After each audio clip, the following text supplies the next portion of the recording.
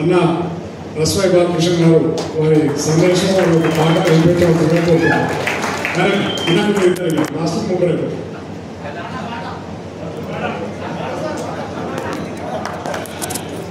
అందరికీ ధన్యవాదాలు. ఎందుకంటే ఈరోజు చాలా సభలు పెట్టుకున్నాము, కానీ ఇదే చోట ఇట్లాంటి సభ పెట్టుకుంటాము అని మనం అనుకోలేదు.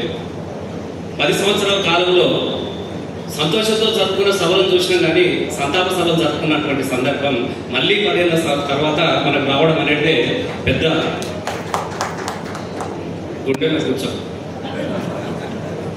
మనకు చాలా బాధాకరమైన విషయం. చాలా బాధ కూడా అనిపిస్తూ ఉన్నది. ఎందుకనంటే ఇంటికి పోతే భార్య ఎట్లా ఏడుస్తుందో, పిట్టలింగంలో చచ్చిపోతే తన కోసం ఎదురు చూసిన పడ్డసేపు కూడా గట్లనే ఎదురు చూస్తుండొచ్చు. బాణపెట్టే రైతు రాలేడు ఇట్లా అని చెప్పేసి ఎదురు చూస్తున్నట్టుగా మనకు కనపడతా ఉన్నది. వరి సేలు అడిగినాయి నీళ్ళుగా పెరైతేడాని, పసుపు సేను అడిగినాది పానం లాంటి బిడ్డేడాని, పత్తి సేను అడిగినాయి నెత్తురు జల్లె కొడుకేడాని, అవి ఎక్కి ఎక్కి ఏడుస్తున్నాయో ఎందుకో ఏమో గాని. మా కొడుకు రాకపాయే, కొడుకు పోయిన కొడుకు తెల్లారొచ్చి నీళ్లు దాపించిన కొడుకు కదా రాకపాయ అన్నటువంటి ఒక ఆవేదన భార్యకు కన్న తల్లికి ఎట్లా ఉందో పంట సేలు కలిగినటువంటి దుఃఖాన్ని చూడడం అనేది చాలా బాధగా అనిపిస్తా ఉంది. ఈ దుఃఖం పోవాలనే కదా, ఈ దుఃఖానికి విముక్తి కావాలనే కదా మన తెలంగాణ రాష్ట్రాన్ని మనం తీసుకొచ్చుకున్నాం. నేను ఎందుకు మీకు గుర్తు చేస్తున్నంటే, చాలా మంది రైతులు ఉన్నారు, మీరంతా చాలా తెలిసిన వాళ్ళు. నాకు కూడా గిదే గుర్తొస్తా ఉన్నది. సరిగ్గా 2001లో బషీర్ బాగులో చంద్రబాబు నాయుడు ముఖ్యమంత్రి ఉన్నటువంటి కాలంలో బషీర్ బాగులో ఆ రోజు పొద్దుగాల కొద్దిసేపు కరెంటు, రాత్రిపూట కరెంటు కొద్దిసేపు వస్తే దొంగలు వచ్చే కరెంటుతో వ్యవసాయం ఎట్లా చేస్తూ కాలిపోయిన మోటార్ ఎత్తుక నేను పట్నం ఎట్లా పోవాలి, ఈ వ్యవసాయం ఎట్లా చేయాలన్నటువంటి దుఃఖాల నుంచి బాధపడుతున్నటువంటి తెలంగాణ ప్రజల్లో ఆ రోజు చంద్రబాబు నాయుడు కరెంటు బిల్లు పెంచింది. మీ అందరికీ కూడా గుర్తుంటారు.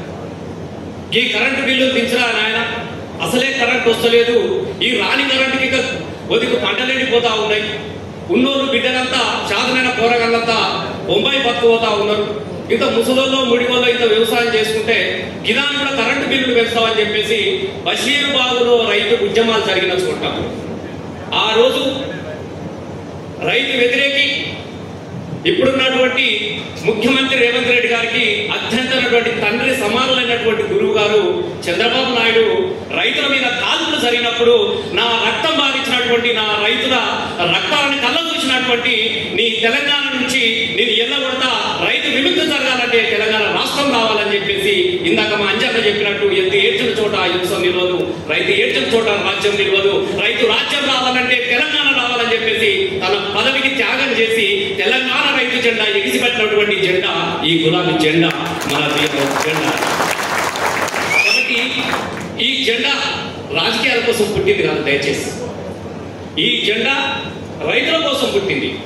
అందుకే రైతులు సమీకరించుకొని తెలంగాణ రాష్ట్రాన్ని మనం సాధించుకున్నాం. నాకు ఎంత బాధాకరమైన విషయం అనంటే, 14 సంవత్సరాలు ఈ తెలంగాణ కోసం గోసుకొంగడేసుకొని ఎన్ని పాటలు పాడుకున్నాం. మీరు ఇందాక అడుగుతా ఉన్నారు, గుడితొక్కటి సత్యరేందు రాజనవో రాజన ఎత్తుకో తెలంగాణ చెప్పారు. ఒకవైపు ఉండు పైలంగుండు అమ్మ మాయమ్మ, బొంబాయి పోతున్న తల్లి మాయమ్మ, చేతగాలి దాని కొడుక మల్లయ్య, ముసలి పానం నాది బిడ్డ మల్లయ్య, కలోకల్ని దాగుదాం రాని బాంచలు ఆడుకోవాలని చెప్పేసి దుఃఖాలు పోవాలని చెప్పేసి కేసీఆర్ గారి నాయకత్వంలో మనం తెలంగాణ రాష్ట్రాన్ని మనం సాధించుకున్నాం. మనం నాకు ఎప్పుడు గుర్తొస్తా ఉంటుంది, రైతు అన్నటోడు తన కోసం బతకడు, రైతు అన్నటోడు 10 మందిని బతికించడానికి కోసం బతికే వ్యక్తి రైతు. రైతు అన్నటోడు ఊరికి నిట్టాడుకుందా అంటోడు, రైతు అనేటోడు ఊరిని నిలబెట్టేటోడు. రైతు నమ్ముకునే కదా ఆ రోజు ఊరికే వాడుకున్నాం. కుమరి వాముల తుమ్మలు మొలిచెను, కమ్మరి కొలిమిల తుమ్ము వారెను, సాలెల మగ్గం సరుకులిరిగినది పెద్దవాడి చాముతూ వారినది చేతి వృత్తులా చేతిలిరిగినాయో నా పల్లెల్లోన పల్లె కన్నీరు వెడుతుందో కనిపించని కుట్రల పల్లె కన్నీరు వెడుతుందో కాంగ్రెసు కుట్రల కుల వృత్తులు చెల్లా చెదిరి అయిపోతున్నాయి అంటే చేయూతనిచ్చే రైతు వెళ్ళిపోతే రైతు నమ్ముకున్నటువంటి సమస్త సంపన్న కులాలు కూడా చెల్లా చెదిరైనటువంటి దుఃఖం పోవాలంటే తెలంగాణ రావాలని చెప్పేసి వచ్చిన తెలంగాణను కాపాడుకోవడానికి కోసము సార్ ఎన్నో సంవత్సరాలుగా తెలంగాణ ప్రజలు ఏం కోరుకుంటారో అవన్నీ తీసుకొచ్చుకున్నామన్నా ఎవరికి అన్నుపడ్డదో తెలియదు ఎవరి చిత్రకథ పడ్డదో తెలియదు ఎవరి చిట్టి తగిలిందో తెలియదు ఇలా 10 సంవత్సరాలలోనే ఏదైతే పోగొట్టుకొని తెలంగాణ రాష్ట్రాన్ని తీసుకొచ్చుకొని ఇప్పుడిప్పుడే రైతులంతా కొంచెం కొంచెం సంబరపడి సంతోషం పడుతున్నటువంటి కాలంలో మళ్ళీ గసుడు దుఃఖాల పాటలు పాడుకొని రావడం అనేది నిజంగా చాలా దురదృష్టకరమైనటువంటి విషయంగా నేను భావించుకుంటా ఉంటున్నాను. ఇంతకన్నా బాధాకరమైన విషయం ఏం లేదన్న. అది చాలా మంది ఏమనుకుంటారంటే ఇందాక మా అన్నయ్యతో చెప్తా ఉంటే లింగన్న ఆత్మహత్య చేసుకున్నాడు అన్న, మా సాగర్ అన్న చెప్పాడు రాత్రి ఆత్మహత్య చేసుకున్నాడు అన్నాడు. పిట్ల లింగమన్న ఆత్మహత్య చేసుకోలేదు. ఈ కాంగ్రెస్ సర్కారు లింగాలను హత్య చేసినది.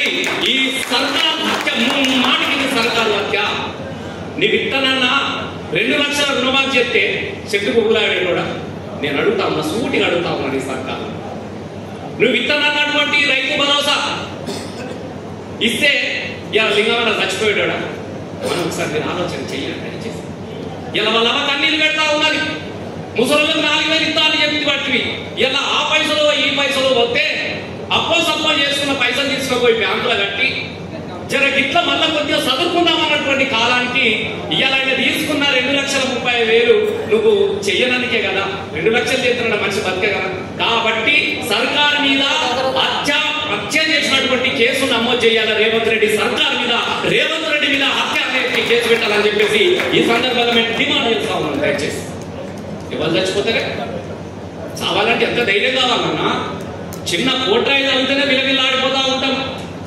నెత్తినొస్తేనే అన్నా నెత్తినొస్తుంది అంటాము.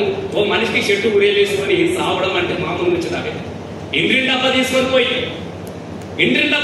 పోయి చిన్నగా చేసి ఇంత బాధాకరమైన విషయం చెప్పండి. కాబట్టి దయచేసి నేను ఈ విషయాలు నీకు ఎందుకు నేను ప్రస్తావిస్తున్నానంటే దయచేసి మీరు కూడా మనం చర్చకు పెట్టాలి. మనం కూడా గ్రామాలలో చర్చకు పెట్టాలి. దయచేసి ఇట్లాంటి పరిస్థితి మనకు లేకుంటేనే ఎవరు అడిగిందన్నా చచ్చిపోతే ప్రపంచ చరిత్రలో మీరు చూసుకోరన్నా. నేను నిజంగా చెప్తున్నా. నేను కూడా మానకొండూరుతో ఎమ్మెల్యేగా ఉన్నప్పుడు ఒక రోజున షేకాండి గారి చెయ్యి